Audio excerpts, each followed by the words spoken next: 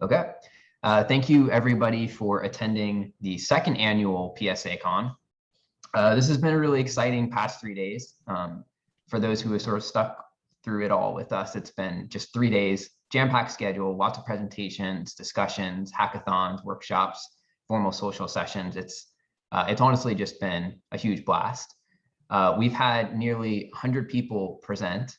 And as I mentioned in my opening remarks, these presenters came from all around the world and had a variety of educational backgrounds, which has been really exciting to also be able to meet some of these people during the social sessions and pick their brains on some ideas about the future of the PSA. We had nearly 300 people attend from about 50 countries from around the world, and Savannah recently ran some quick numbers. Of course, unfortunately, the conference continues to be a bit US dominated, but in second, third, and fourth place as far as attendance is concerned is Mexico, Turkey, and the UK. So that's really interesting. Thanks for pulling those numbers, Savannah.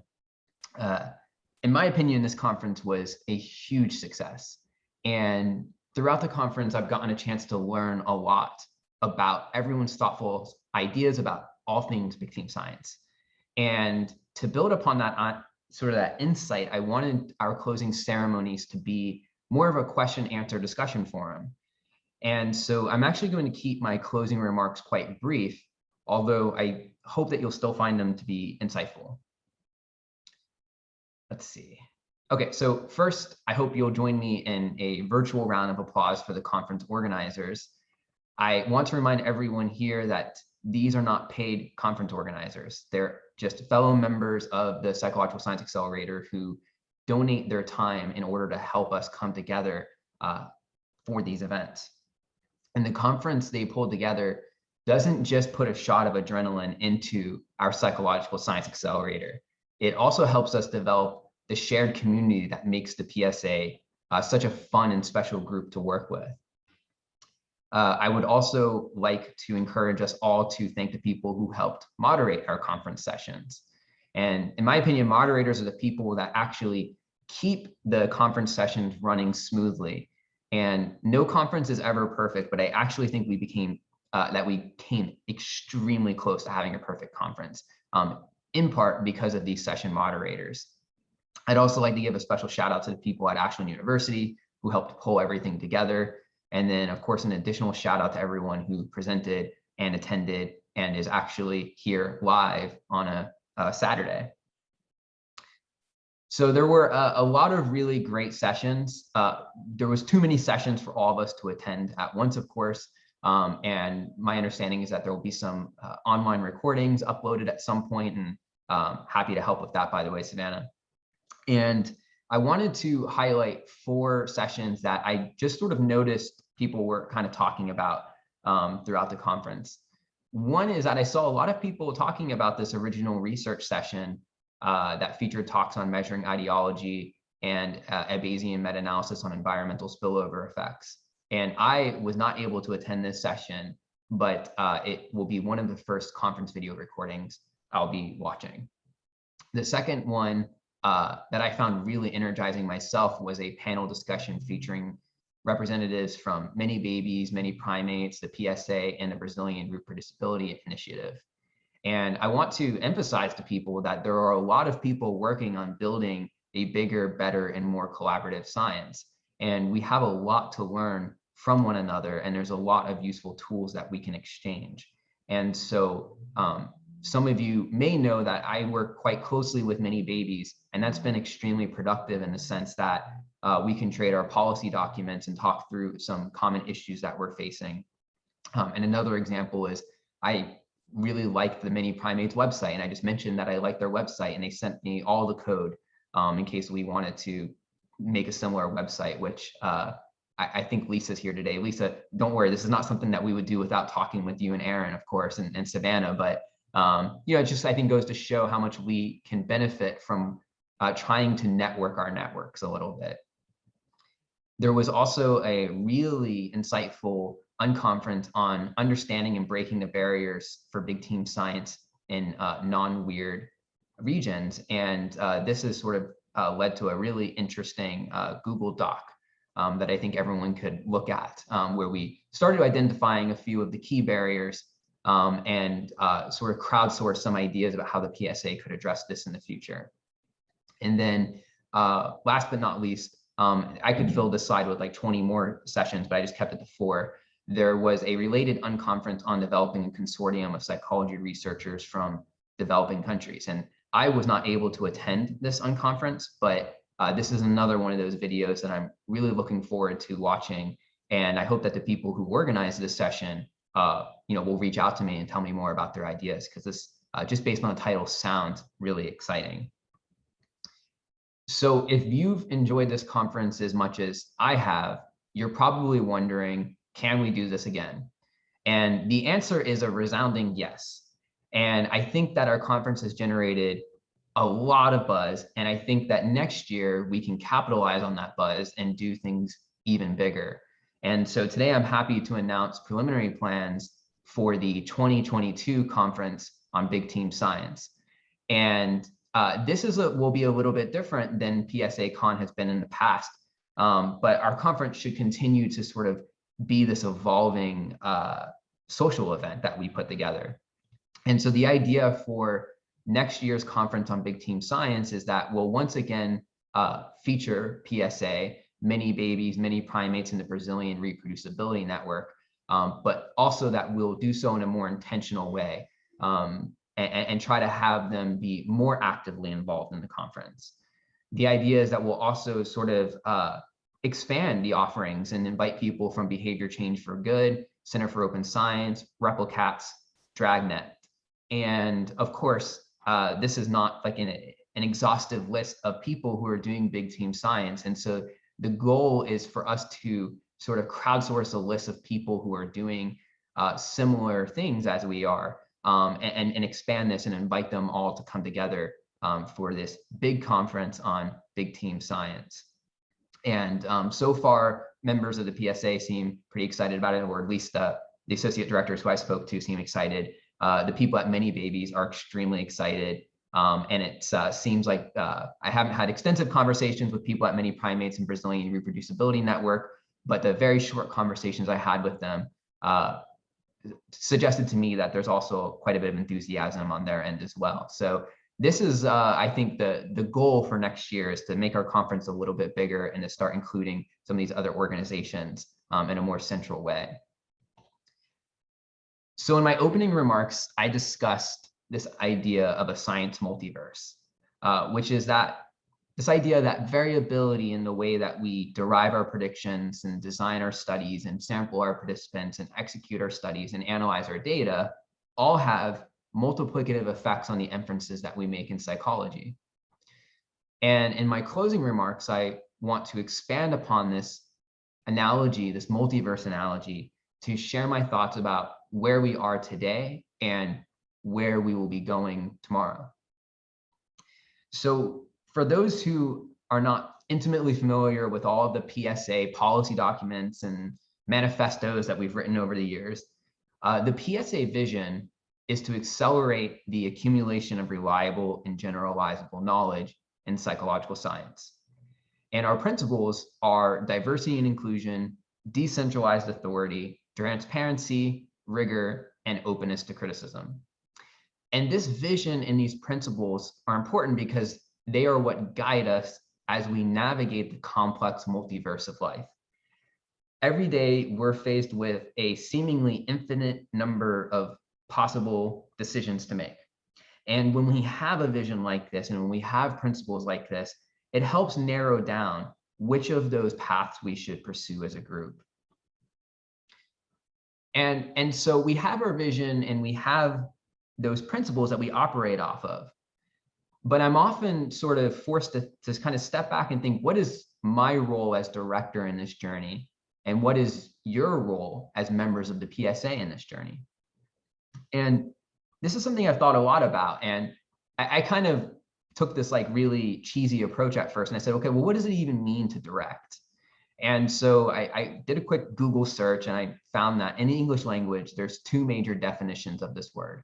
The first is to give sort of an official order or an authoritative set of instructions about what someone should be doing or what an organization should be doing.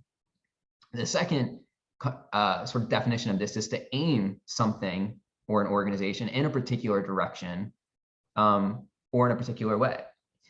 And when I initially thought of the word director, when I first actually sort of tried to become director of the PSA, I have to admit, I sort of thought more so about this first definition, that it would be my job to officially order the path that the PSA takes.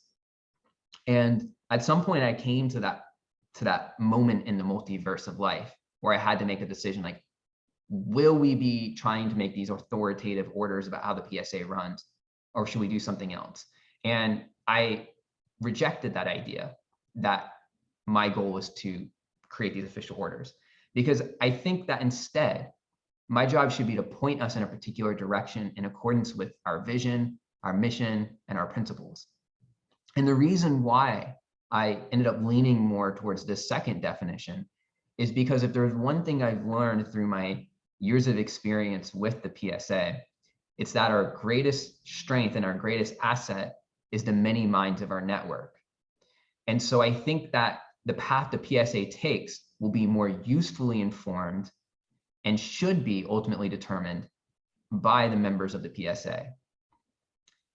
So what does this sort of mean operationally?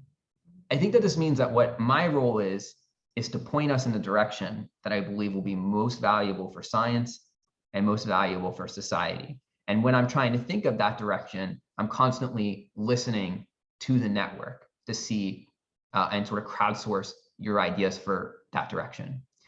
But after I've pointed us in that direction, I believe it's up to you, the members of the PSA, to decide the exact path we take through the multiverse of life to get there. And so while we're navigating all of that, I view myself as a partner. I think that it's up to me and the other associate directors to follow your progress closely and to see how all of your individual actions are coming together to create organizational behavior. And so I think it's our job to sort of track that and make sure that you all are, coordinating in a way that's productive. I think it's also our job to be there when you need advice. When you have advice, I'm here to share my thoughts.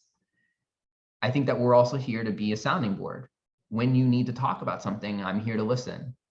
And I think that maybe our most important role is to disassemble obstacles that you face along the way in our quest to improve psychology. And so if you encounter an issue, a big issue, I'm here to help you dismantle it, and the other associate directors are as well. And I want to note that this really requires a massive amount of trust on our end. But when I think about that, I truly believe that you all have earned it, because out of the infinite number of realities that you could have occupied in this multiverse of life, you decided to exist in this one. You decided to exist in the world where we have come together to combine our intellect and our time and our resources to build a bigger and better science. And that, I think, is the power of the PSA. So those are my very brief closing remarks, because in typical PSA fashion, I'm much more interested in hearing your thoughts and your questions and having a discussion. So the idea is that for the rest of this closing remarks, we'll just have a conversation. And if that conversation starts to die down, or we want to sort of enter a different environment to do that, we can move to the happy hour early and have conversation there as well. But I'm going to end my closing remarks here and open it up for questions. So go ahead, and I'll also stop sharing my screen so I can actually see people's faces.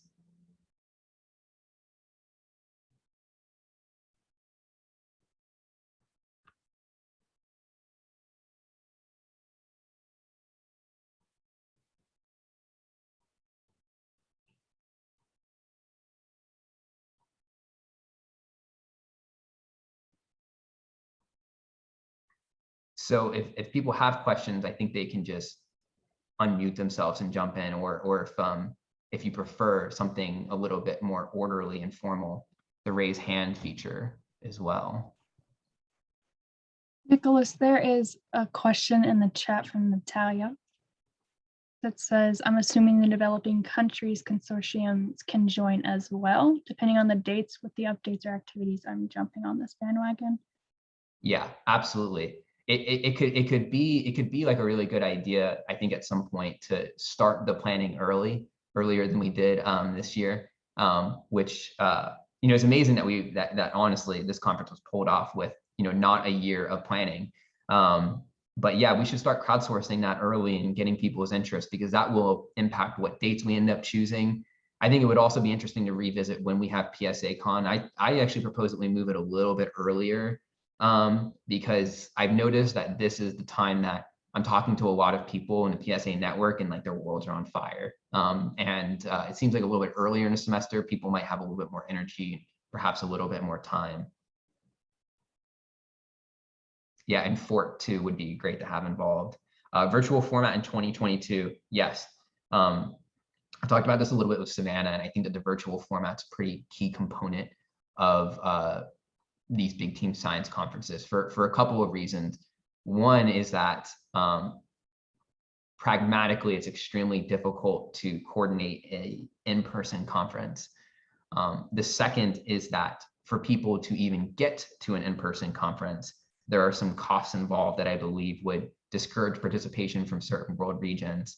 And in addition to those costs of actually getting to the conference, there's other barriers to participation, such as childcare and potential COVID restrictions too. I really don't know what next year will look like as far as COVID restrictions, but although we've made a lot of progress on that front in some of the Western countries, that is not the case around the world at all. So yeah, I would push quite hard for a virtual format. But one thing that Savannah and I were talking about with a few other of the organizers of this year's conference is this idea that it could be interesting if people wanted to self-organize in-person components of the conference. And this could take two forms. One of them could be that when people are having regional conferences, they could organize a PSA related or big team science related pre-conference or hackathon. That way people in that region can sort of get together and see each other's faces and talk about the sorts of things that we like to talk about on a daily basis. And then a second possibility as well is this idea of getting together in person to attend a virtual conference. I've done that before with a few people, and it's kind of fun to like lock yourselves up in a hotel for a few days and kind of get away from like all of the other distractions in life, emails and students knocking on your door, to just focus on conferencing for a few days and have fun. So that's another thing that that we could try as well. And I think, Lisa, that's your comment about the magnet locations. Yeah.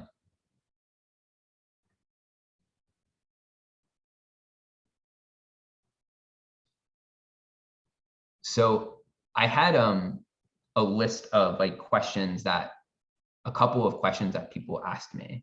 Actually, let me see. I see there's some activity in the chat. Maybe that's another question. Oh, you rent houses. Okay, that's pretty cool. Yeah, I saw that SIPS had an initiative where they were offering funds for conference organization. I think it was last year, and that was some of the things that people were like applying for. Like, can we rent a house or hotel room or something like that? So yeah, that's a really cool idea. I'm trying to think. So I kind of kept a list of some questions that people asked me throughout the conference that I thought would be useful to briefly touch upon if we had time. And so please, if you have your own questions, like get those ready. I would love to talk about those, but to fill a little bit of the silence, I'll try to touch upon some of these other questions I received. One of them was what the legal status of the PSA is, which I'm realizing is something that most people don't have much insight into. So the official status of the PSA is that we are a nonprofit in the United States.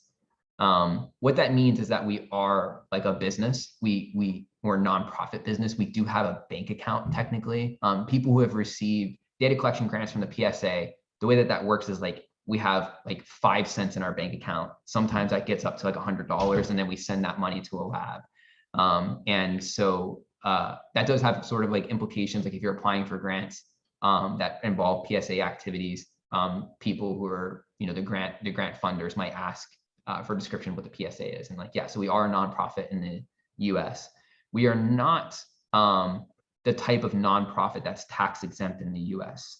I don't think that this matters so much for a lot of people outside of the US, but in the US, this matters for whether or not like a donation you would make to the PSA would be considered tax exempt. So that's something that we're having ongoing discussions about.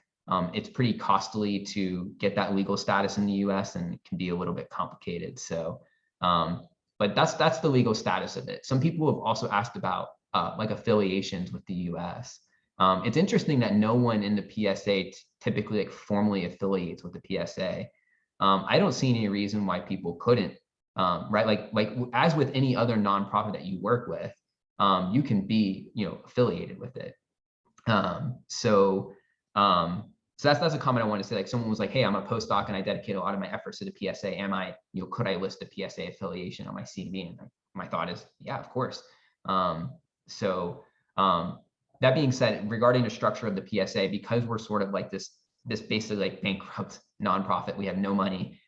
We just sort of exist as a legal entity. That does mean that we don't have any paid employees. And that's something that I often have to remind people of. Like, I'm not the paid director of the PSA. Savannah is not a paid employee of the PSA. Well, actually, Savannah does get a little bit of money from the PSA, but not in like a very official manner.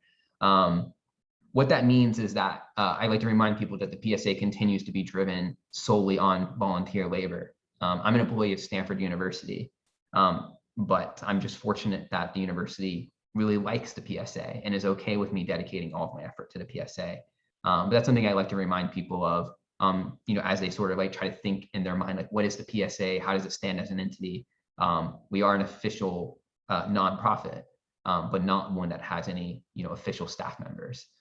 So it's kind of an interesting organization. One other question that sort of came up that I thought might be interesting to address is the role of trust in the PSA. What happens if there are bad actors in the PSA? And so I thought that'd be interesting to give you all just a little bit of insight on. So one of the things is, like one of the questions I guess is like, well, what type of bad acting could occur in the PSA?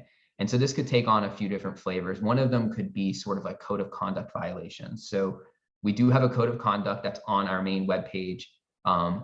If anyone has sort of seen our new membership Canvas profile rollout, you'll notice that the code of conduct is on there as well. And so one type of misconduct that we might see is code of conduct violations.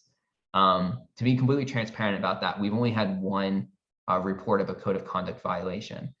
I don't know if that means that no one is violating our code of conduct or that people just aren't familiar with how to upload it, but that is one type of, I guess, like bad acting that we could see in the PSA. And if that happens, I encourage people to immediately report it. There's an anonymous form on the PSA website where you can report that. And then what happens is it automatically goes to me and the associate directors.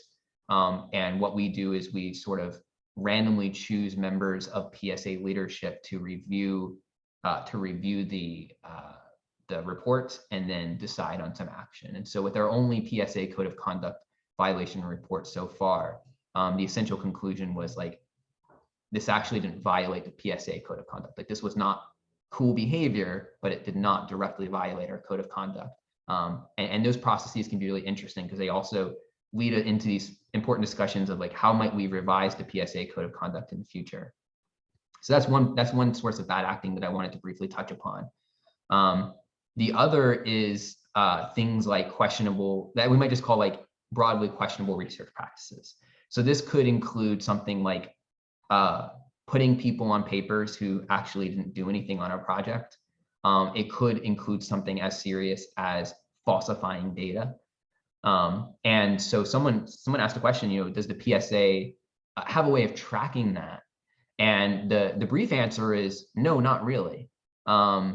We have some measures, but it's not like a really close managed system. And And this is something that I talk to funders about a lot, because I say things like, if you want us to be able to confirm that every single data point coming from every single place in the world is an actual human, you're gonna have to give us a lot more funding, because if we could do that on a $0 per year budget, we'd probably be working for the government, helping people actually like accurately report their taxes. And so no one can do this on a $0 budget. As amazing as the PSA is, we are no exception to that. So that's one of the things that I mentioned.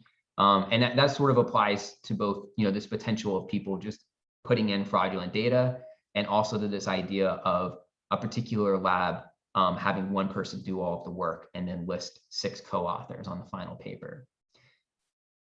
When we had that discussion, the big fear in the person who made that comment was that this could eventually lead one day to like a mass retraction of PSA work. And my response was, I don't think that this would ever end up being retraction worthy. I could imagine this in the future leading to corrections. And so if we somehow uncovered evidence that in the first PSA project, which is Lisa's project, by the way, so this is her fault if it happens. No. If we uncovered evidence in the first PSA project that there was a lab that just uploaded 100 fake data points, what I suspect would be the next course of action would be to issue a correction. And so we'd go to the journal and talk to them about how that process would work. But what's really interesting about the power of PSA work is that our network is so big and our efforts are so expansive that the bad acting of a few could never invalidate the truth uncovered by many.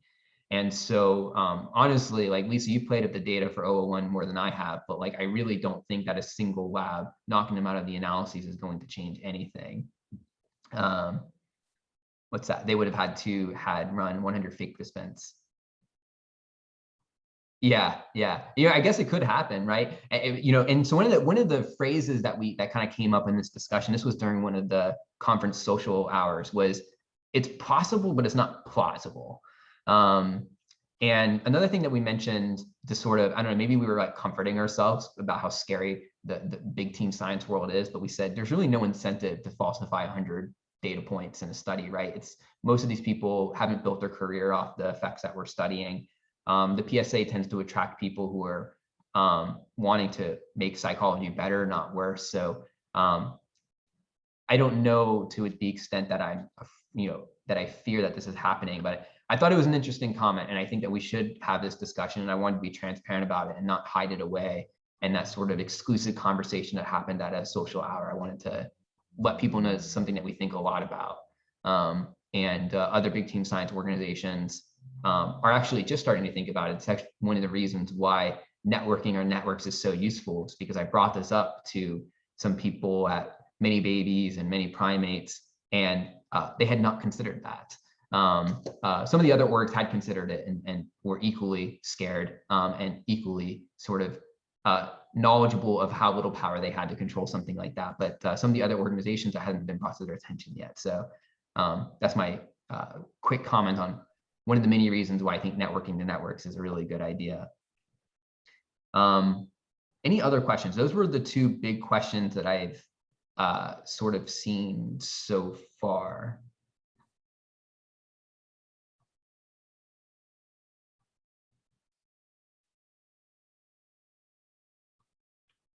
I'll go into a third because it's just occurring to me. I have seen people, and if you have questions, by the way, just raise your hands or put them in the chat. I'll see it either way. A third question that I've gotten was from people who attend PSACon and they're really excited, but they're not really sure what they can do next. 1 second, my dog wants off the couch. Okay, this is my dog Coco, by the way. So there's like a lot of excitement and people want to know what they can do to become more active in the PSA. And my quick response to that is join the Slack channel. PSA activity is happening mostly in Slack, in my opinion. Sometimes people will break off and maybe form email chains and working groups outside of it, but I think that's the best place to go to figure out what's going on. And when people join that Slack, I really want to let them know that our channels are open. You can look at the channels. Anyone can join the project management committee channel. Anyone can join the funding committee channel. And these committees are often very actively recruiting people to join. And so if there's a particular thing in the PSA that you're sort of excited about, but you don't quite know where to go with it, I recommend getting on the Slack and looking at the committees that we have and joining them and bringing your ideas and actively participating in those committees. And that's where a lot of PSA output is happening. One other thing that had occurred to me was that some people were not aware of all the activity going on in the PSA. And so I just kind of want to note that that's something that we're working on as well. On the PSA website, we list all of the primary data collection efforts. And some people might be operating under the assumption that that's what the PSA does, it's just those data collection efforts. But there's actually a lot of meta-science research happening in the PSA as well. Particularly in the Data and Methods Committee, they're doing things like looking at measurement and variance across world regions, looking at the reliability of authorship practices in science. And so there are a lot of other things going on as well. And the goal is to eventually highlight that activity on the PSA website so that people know what's going on and know how to get involved. But in the meantime, if you're really eager to jump into some big team science related meta research, joining the Slack, going to the Data and Methods Committee group, ethics committee is also doing some meta science work. That's the best way of kind of figuring out what people are working on and joining yourself if it's something that you're interested in.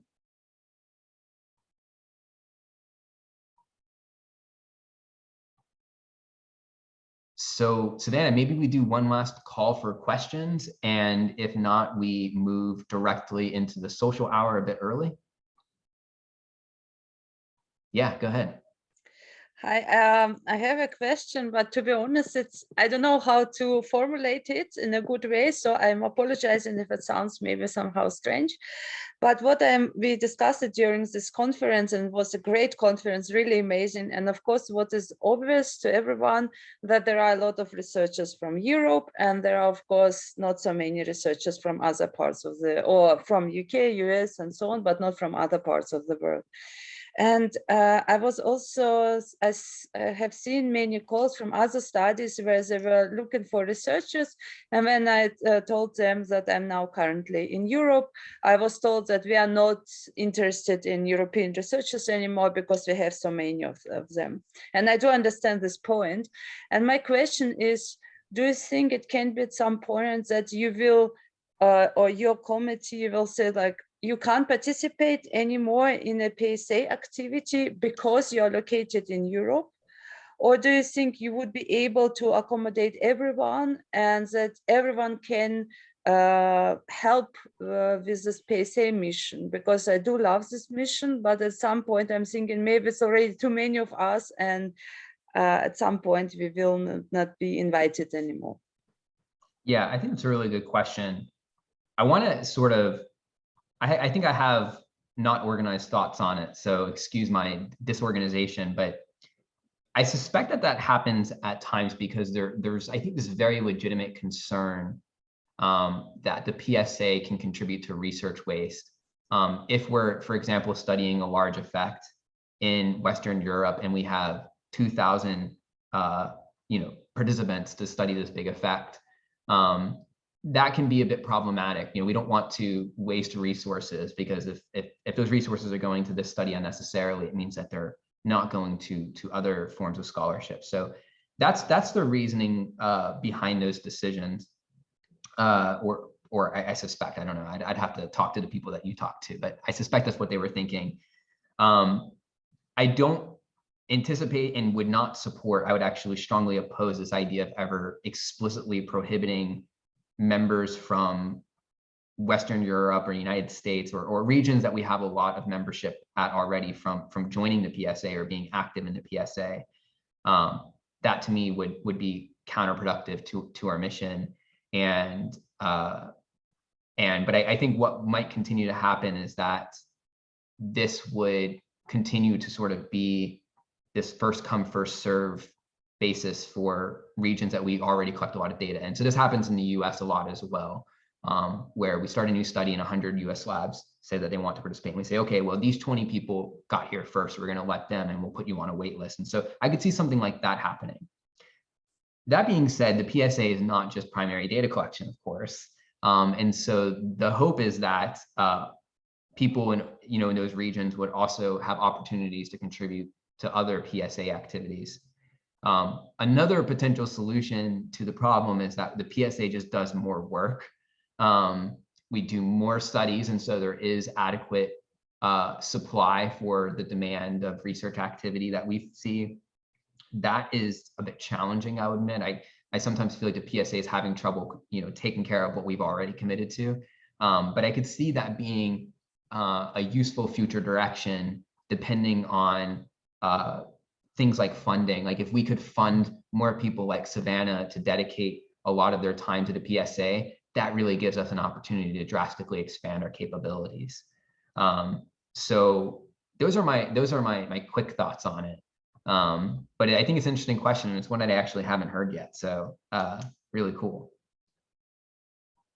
Thank you very much. So also a second would be its career development within the PSA. So I do know there are no open positions, or maybe in future, but if, for example, I'm very interested in big team science, I'm interested in cross-cultural research, and I maybe at a certain point would like to conduct a cross-cultural study, but maybe at least not that big.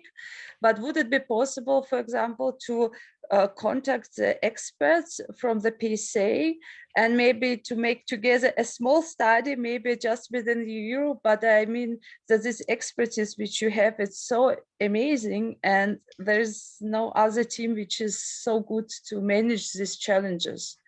So Yeah. do you think this would be also something which is possible, or yeah, what are your thoughts on that? Yeah, so there's sort of two things there. One is career development, another is networking, and of course they're related issues. Regarding your comment about there being no open positions, there are open positions in the PSA. So I want to let everyone know that we are actively seeking an assistant director for the the Data and Methods Committee. So we recently had an election for Data and Methods Committee, Project Management Committee, Study Selection Committee, and Funding Committee, and we filled 3 out of 4 of those roles, but we're still looking for data and methods. So that's one open position. The second set of open positions is committees. These committees are extremely active. They're constantly looking for more people, or if they're not looking for people, I think it would politely let you know where else there are opportunities. So I think there is a lot of opportunity for like people to have more official positions, although I think all positions in the PSA are somewhat official. But so that's the first point. The second one is this idea of using the PSA sort of like as like a network of finding like-minded collaborators, and I think this informally happens quite a bit already. And I think now we're at this point where we're trying to figure out a way of reducing those barriers so that other people can use the network for that way. So I've done some big team science work that wasn't directly within the PSA, but if you look at the roster of people who participated in the study, they're all PSA members. Hans Eiserman has done some big team science work very similarly. You look at the roster, it's all PSA members. So there's a couple of things that the associate directors and I have been thinking about to sort of facilitate this process.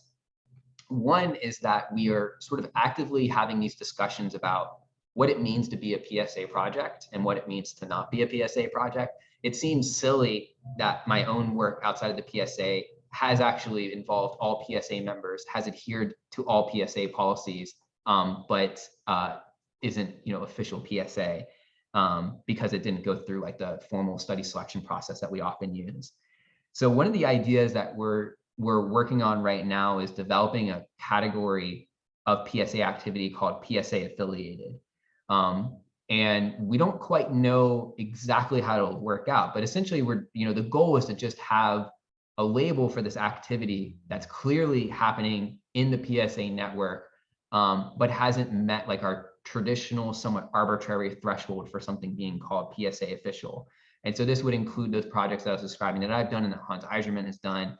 And this could include a project that's initiated within the PSA community, but doesn't go through an official PSA study selection process. So that's sort of an ongoing discussion. I think there's a lot of details that have to be worked out for something like that, but that's one stream of activity. A related stream of activity that works with it is the creation of sort of our PSA Canvas page. And part of that grand vision, which is sort of being spearheaded by Aaron Buchanan, Lisa DeBruin, Savannah Lewis, is to have a place for PSA people to come together and just say something like, hey, I want to do this data collection effort because for my particular reasons, research question, like I really only need people in Western Europe, or I really only need someone who's like really good at statistics. And so this is sort of what I'm looking for. Do you have it? And the idea is that we could use that Canvas page as a hub for seeking collaborators. And Chris Chartier, who's the founder of the PSA, had something similar to this called Study Swap. It never quite took off, but this mechanism sort of already existed. And so what we're trying to do is kind of take that mechanism and try to improve upon it so that people can use that, because I think it does happen all the time. I do see the PSA Slack message channel. Sometimes someone comes in and says, hey, is there anyone who's really good at power simulations when we're doing these multinational research projects? I have like, I have this need, I would love to collaborate. And so, yeah, I think it happens on Slack. Maybe with this new PSA Canvas page, we can make it even easier for people to do that. But that's encouraged activity for sure. You should totally do it. And hopefully we'll have a way in the future, like through this idea of like a PSA affiliated study category, where this sort of activity could be recognized as PSA activity, even though it didn't go through the typical procedures that were developed when the PSA was first created. And thank you for posting the link to the Canvas page. If you all have not joined the Canvas page yet, it's sort of like a rolling enrollment, so we're slowly transitioning to it. It is amazing. I have a link to it, and a photo of it in my opening remarks. And I didn't look at it for a while because I was like really busy. And the first time I opened it up, it was like the best thing I had seen in weeks. And I'm still sort of riding that initial high that I had when I first saw it and thought about how much potential it has to make our lives in the PSA easier. So really exciting stuff there.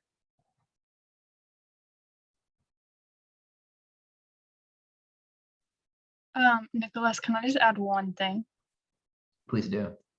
So everybody that has a PSA membership, minus like if you got it in this past week because I've been swamped, should be on Canvas. And so if you are not, you are welcome to email me or the PSA membership email. Please don't email Erin though. She's entirely swamped, so please don't do that. Email me.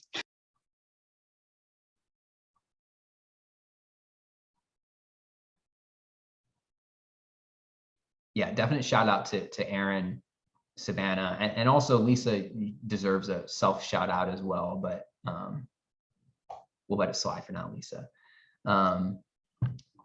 Yeah, that's incredible. I should also just mention, by the way, for everyone who is here, this is sort of a personal point, but Savannah Lewis is actively looking for PhD positions in meta science. So if you know some good ones that you think she'd be great for, she's obviously an amazing and integral member of the PSA and is in a great position to do future meta science research. So if you're recruiting, she's just finishing up her undergraduate degree, so she does not have a master's, but she's PhD level for sure. So that's a personal shout out. Savan, is it only in USA or are you open for Europe as well? I can ask around, but I just wanted to know. I don't have any positions in mind right now. Yeah, I'm open to all places. So yeah, it's gonna be great wherever you go, Sven. Whoever manages to get you is going to be very lucky. Any other questions or discussion points before we move into our virtual happy hour on GatherTown?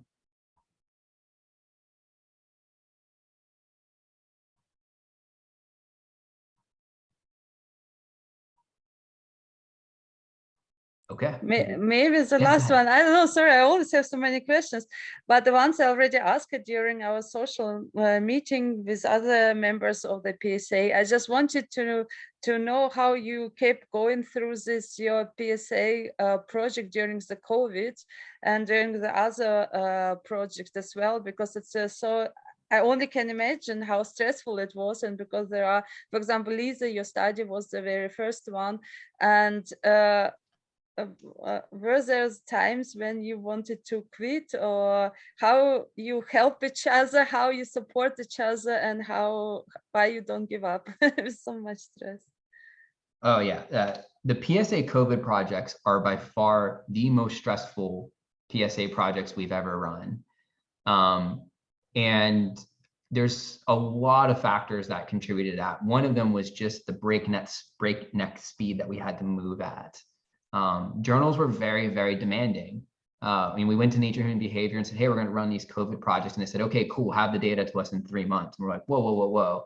We're fast. We can do these international collaborations faster than anyone else. But 3 months is sort of ridiculous. And so part of it was just how quickly we had to move. Part of it was trying to do 3 studies at once. So yeah, that was a very stressful experience, and we're sort of nearing the finish line on that. So for those of you who weren't terribly familiar with those projects, those 3 projects on the psychology of COVID-19, one is now published at Nature Human Behavior. One is about to be accepted at PNAS, I think. We received a revise and resubmit on it a couple of days ago, and it was very simple.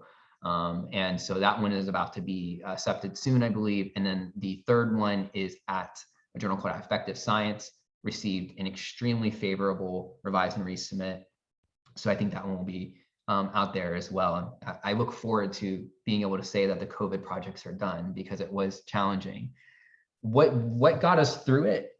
I think it was belief that what we're doing is important. And that this was all bigger than us. I think that was a really key part of it.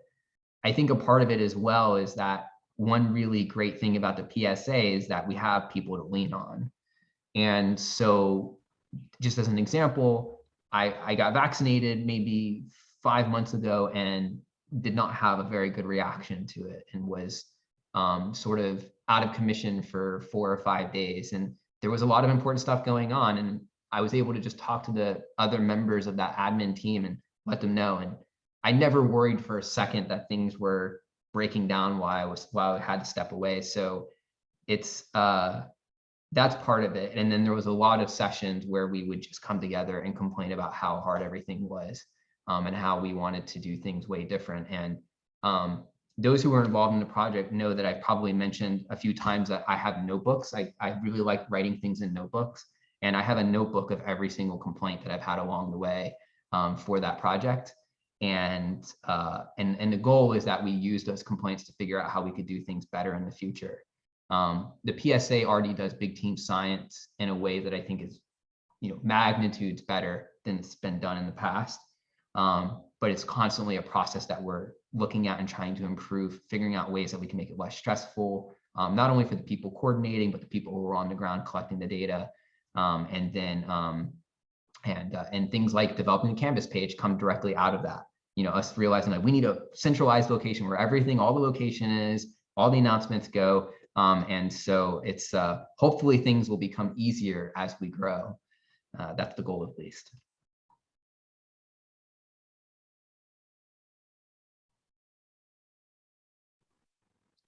I want to reiterate that, yeah, leading projects is super stressful, and it's the team that gets you through. Like Nicholas was the project manager for 001, and I don't know what we would have done without him. The fact that you've got so many people all pulling for the project completion, and I'll say Patrick, our data manager, and Jess in methodology, everybody pulling their weight and doing individual parts makes it possible. But also like just having that team to lean on. So it's much less stressful than trying to do things like that on your own.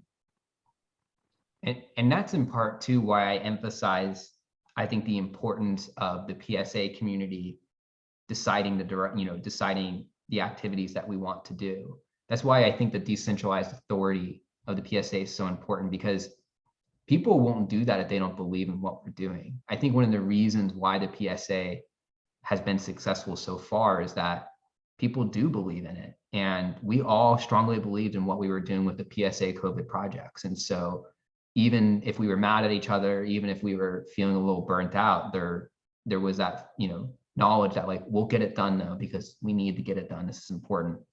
And that's why I've, I don't know, that's one of the things that popped in my head when I really emphasized like the direction of the PSA is up to us, the members. And if we continue to do the things that we think are important to do, we'll always get it done.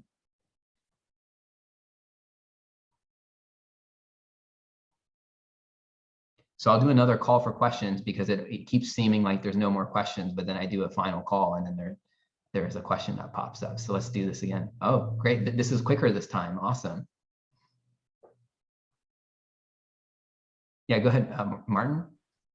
I didn't know if it was for me, but I wanted to take advantage to during this closing time, I want to make an announcement about my topic, and if anyone else is working with justice systems and integration with psychology, which is my main aspect of my research, so that we can create these networks that you guys were talking about. And it truly is necessary for us. I live in Mexico, Hermosillo, Sonora.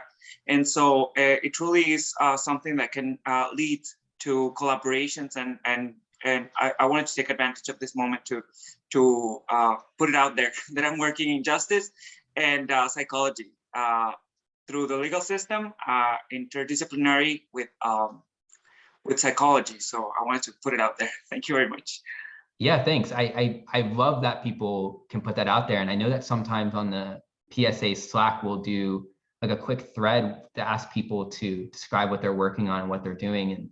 And so I always really enjoy seeing the problems that people are excited about working on. And that's something that I think we're having some of these discussions about the future of the PSA membership website. And I think that's part of it, is this idea that we might eventually be able to ask people to provide information about the topics that they're working on. And so we'd have to borrow some sort of classification system to be able to put people into categories. But that could be a really interesting future direction for the PSA network, sort of getting back to the earlier point of like, I need to find someone who is interested in this topic. In that we could, it'd be easy to say, okay, I need someone who really likes linear mixed effects models. Is there a group in the PSA that is methods focused? And then you could click through the directory and find that. That's something that I think many people are interested in forming. And there's another thing that you mentioned that I thought was sort of maybe worth briefly touching upon. A comment that sort of came up in one of the de-weirding sessions is this idea that the PSA has traditionally focused on more theory-driven work as opposed to applied work. And this shifted slightly with our COVID projects. There are some projects that are more theory-oriented and some that are slightly more applied. But one of the barriers that we identified to de-weirding the PSA is that the questions are not important or important enough for people in other regions to put resources into. And so I think that's a point well taken for me. And one that I definitely, want to talk with our study selection committee about is, changing the balance of more applied work versus more theoretically oriented work. And of course, that's a false dichotomy. Keep that in mind. But I think that's a really interesting future direction. And the COVID project just showed us the immense amount of interest that people have in this more applied work. And so that's something that I would like to push in the future. We'll have, I believe that we're going to be having an opening call for studies sometime in spring.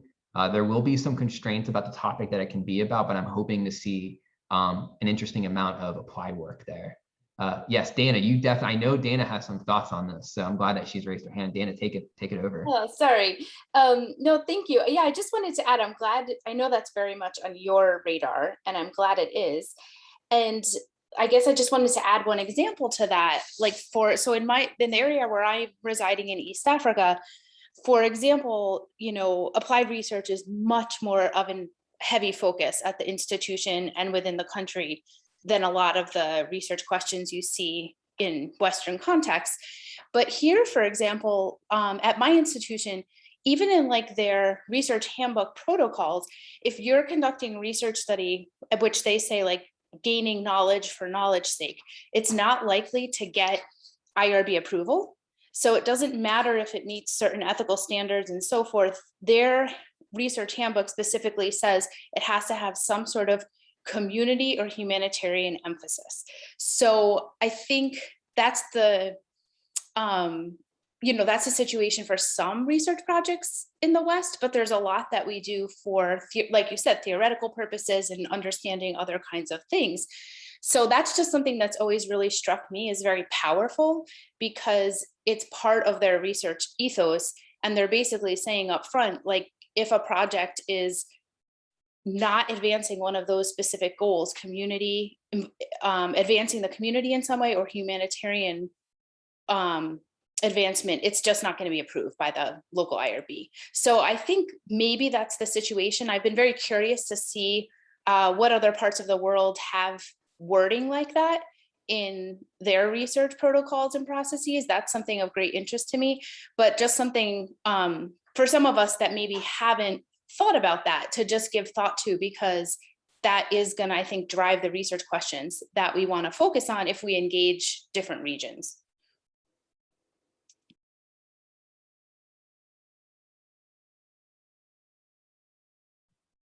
Sorry, I had a trouble unmuting myself there. Dana, that's such an interesting point. And for those who don't know, Dana is one of the associate directors of the PSA, currently living in Kenya. And it's interesting, Dana, because I feel like you and I have talked about this a lot, and every time we talk about it more, I'm learning more insights that I didn't know. And I think one of the kind of like big picture aspects of what you're saying there too is that if the PSA really wants to be a global research network, we need to do research that represents the interests of the world and applies to the world. And so so for me, it's not just about getting past that pragmatic barrier of like, oh, there's certain world regions that we can't work with because they won't get past the IRB. That's a practical constraint, but I think there's this more like philosophical notion to it as well, which is that those policies were developed for a very good reason, and as a global organization, our activity needs to represent the global interest of the network. So I don't know, just a quick addition to what you so eloquently said there. Yeah, I will say, like, I personally don't have any relevant experience to, I'm looking at the chat here about global warming. I do not have any personal experience with global warming, but I would very enthusiastically support research on it. My background is sort of in very, very basic emotion research, and also the meta science aspect of team science. But global warming is a really interesting topic to study for sure.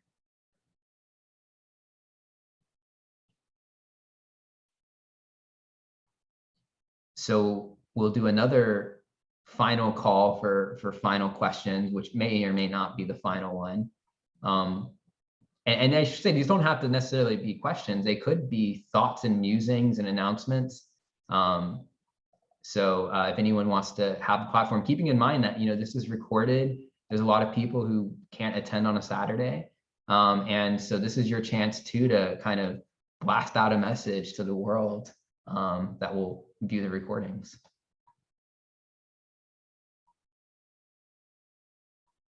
Yeah, Natalia. Sorry, I think there'll be some noise. I'm right in front of a fan. Yeah, because it's warm. Right. So actually, just because you said that, I just wanted to sort of make a commitment that highlight a couple of discussions that led to ideas that I hope will come to fruition. Is one of the things is we intend, I hope, to have some sort of proposal workshop. We just thought that it's going to be a good idea. There are no plans yet, where we can actually talk more about how to submit a proposal to people from underrepresented areas. And the other thing that I've been thinking, and I just sent a message to a few colleagues at PSA, is that it's time to have some sort of activities in Latin America. So we have people from Argentina and Mexico. So I just wanted to give also a shout out to Nadia, who brought her students to the event. She also helped with the organization. She was awesome. And I just messaged them, and so I think a series of seminars and other activities around here that could lead to some sort of concrete projects, more concrete projects related to PSA. And of course, that could happen in other world regions as well. But I just want to say that because I feel motivated, and perhaps to commit in recording that. I'll definitely follow up on these things.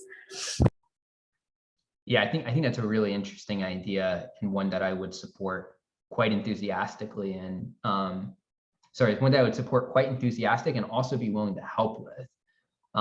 I would say, like, I sometimes get these informal messages from people who are hoping to submit something to the PSA, and I'll have meetings with them and sort of tell them a little bit about our vision and, you know, what I think the network would be interested in and what we're trying to prioritize. But the problem with that, of course, is there's this barrier about who's actually going to reach out to me. Usually it's someone who has had at least one interaction with me in the past, or someone who just feels very confident in their ability to just send me a random email.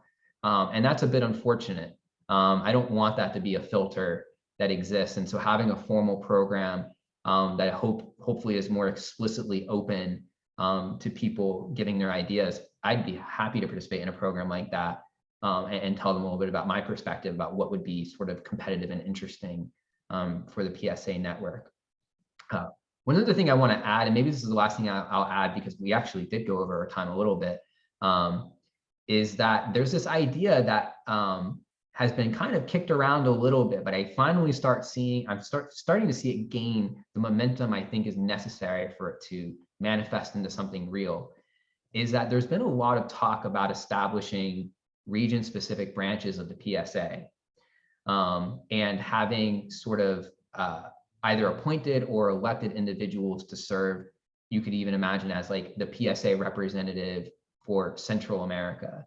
And this is an idea that's come up probably like a dozen times so far, but every time I see it come up, the idea seems a little bit more crystallized. There seems to be a little bit more enthusiasm about it. Of course, our network is getting bigger and bigger. And so, you know, now it's becoming increasingly necessary as well. And I have to sort of shamefully admit that the first time I heard the idea, I was a little reluctant to pursue it, but it's something that I'm becoming really excited about. And so if that's something that people are interested in, I think jump on the Slack and let's start organizing and thinking about this. Dana has thought a lot about it. She has some preliminary policy documents that sort of indicate what sort of interaction they might have with the associate directors of the PSA. And so there's a lot of details to be figured out about, you know, how this will happen. Like, are they always elected? Are they appointed? How long do they serve? What regions, like where, you know, the world, we're gonna have to divide it up into certain regions. How are we going to do that? But I think there's a lot of benefits of it. And, you know, just like things with like creating outreach and, you know, the PSA, how do we do outreach? It's, well, mostly through our newsletter, mostly through our Slack, but we're not necessarily on the channels that everyone in different world regions use. And so there's been a lot of sessions where people are like, no one in my world region uses Twitter. We really like Facebook, or I guess it's Meta now. And so, and so like with that, it's like, well, that's one of the benefits of having sort of this regional PSA group, is that they know how to reach their people through the medium that they're most likely to be on. And when it comes to establishing training and communication that's sort of like culturally appropriate, that could be really useful as well. So if that's something that people are interested in, let's get on the Slack. Let's sort of express our enthusiasm, and let's get organized. There's a lot of, there's some details that need to be figured out. But at the same time, this could be something that we figure out as we go. We don't always need a perfect plan before we start doing something, because the PSA was not a perfect plan when Chris Chartier founded it. And we sort of tinkered with it as we go, and it's still not perfect today. But through events like this, we figure out ways to make the PSA of tomorrow better than the PSA of today. So perhaps we end it there, and I hope that people will join us in the Dinner Happy Social Hour, which will be on Gather Town. I will be there for a little bit before I have to leave, so I'm happy to chat with people there as well. And thank you all for coming, and thank you for the people also who will be listening to this recording in the future. Thanks, everyone.